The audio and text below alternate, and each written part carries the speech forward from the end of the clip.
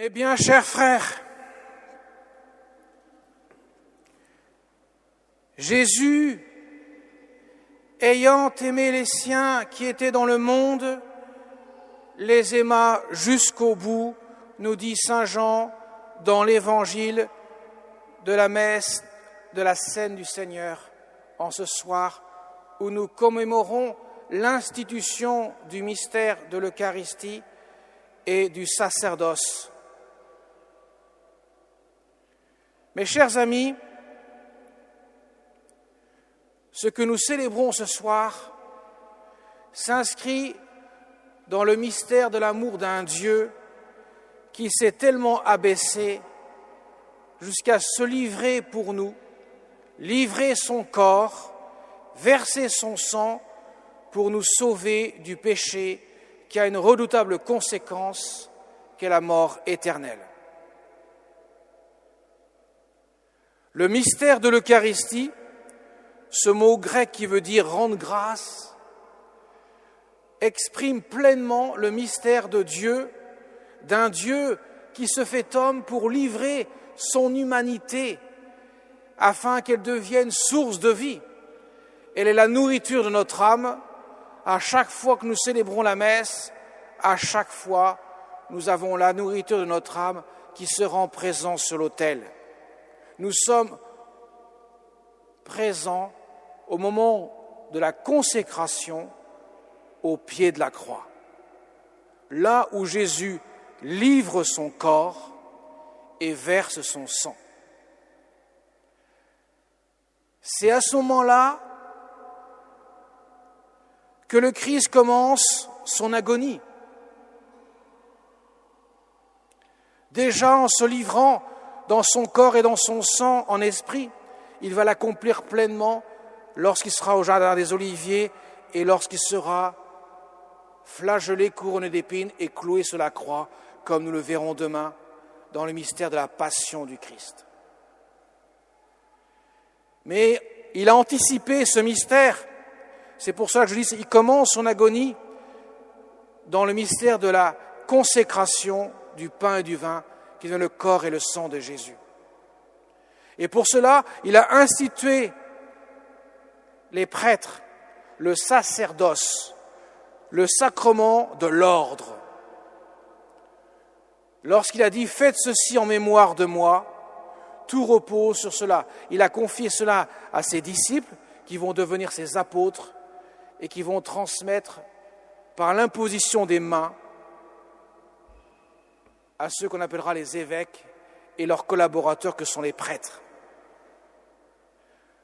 Ils sont donnés pour donner Dieu. La mission du prêtre, elle est avant tout de donner Dieu aux âmes. Le corps et le sang du Christ, cette nourriture qui nourrit en profondeur votre vie spirituelle, elle est le signe de la charité du Christ. Lorsque Jésus dit dans l'Évangile « Comprenez-vous ce que je viens de faire pour vous ?» En lavant les pieds des disciples, il veut montrer justement que le sacerdoce trouve sa source dans la charité qui elle-même est exprimée pleinement dans le sacrement de l'Eucharistie lorsque le corps et le sang sont sur l'autel, livrés et versés pour la multitude.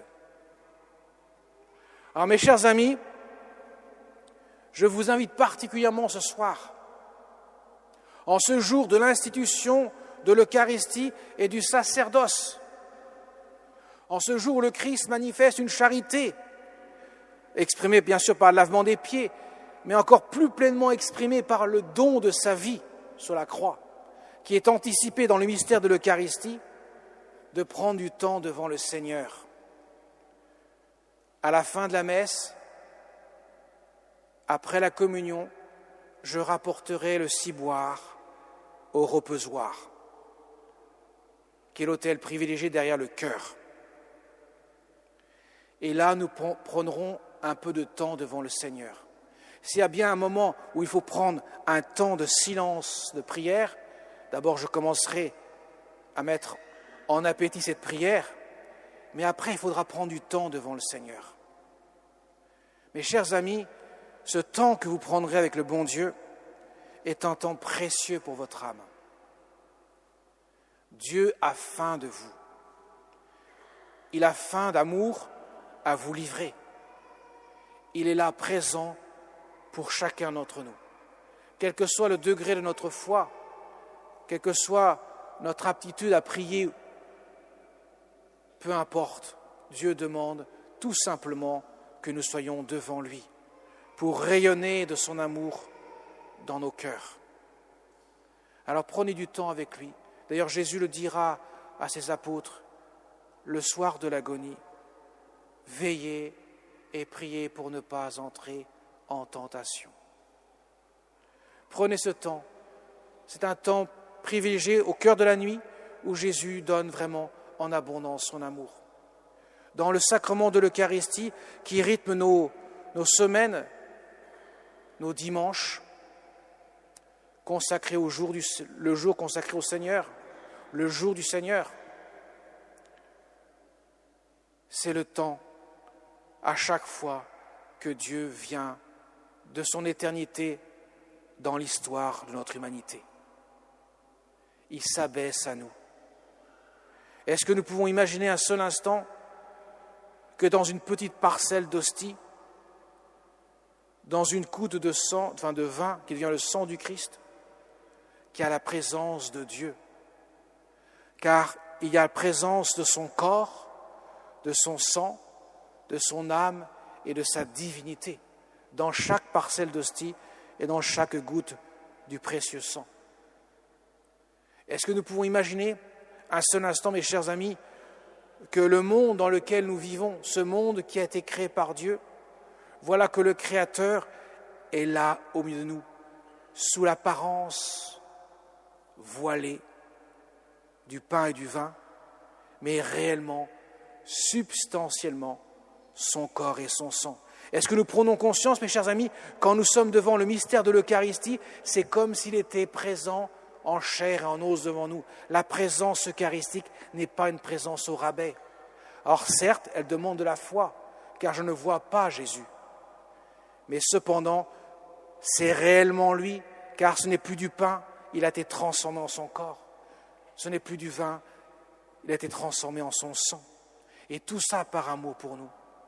À chaque fois que nous participons à la messe, Jésus applique les mérites de sa passion, de la croix, pour chacun d'entre nous, pour que nous puissions vivre de sa vie. C'est pour ça que c'est une nourriture essentielle. Et il se trouve, mes chers amis, qu'aujourd'hui nous avons la joie que 2 personnes, Caroline et Natacha, vont faire leur première communion. Elles vont recevoir pour la première fois Jésus. Nous pourrons les porter dans notre prière. Jésus va venir inonder leur cœur, comme le nôtre, de la lumière de sa présence divine. Demandons à notre Mère du ciel, qui elle-même a communié pleinement en esprit, mais aussi après, avec les apôtres, du corps de son Fils bien-aimé, qui est son Dieu. Demandons à notre Mère du ciel d'être celle qui nous accompagne à chaque communion pour que nous puissions le recevoir avec un cœur bien disposé. C'est là que nous pouvons faire d'authentiques progrès spirituels.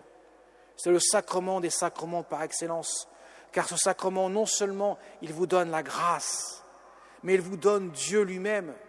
Dieu est là. Comme le disait le saint curé d'Ars, patron de tous les curés de l'univers, il disait à ses paroissiens, dans le tabernacle, il est là, le bon Dieu. Voilà pourquoi, quand nous entrons dans l'église, à chaque fois, quand nous passons devant lui, nous faisons une génuflexion, nous prions au genou pour dire « Seigneur, tu es là, je t'adore de tout mon cœur ». Alors qu'avec le cœur immaculé de Marie, demandons-lui de pouvoir toujours l'adorer avec un cœur pleinement disponible. Amen.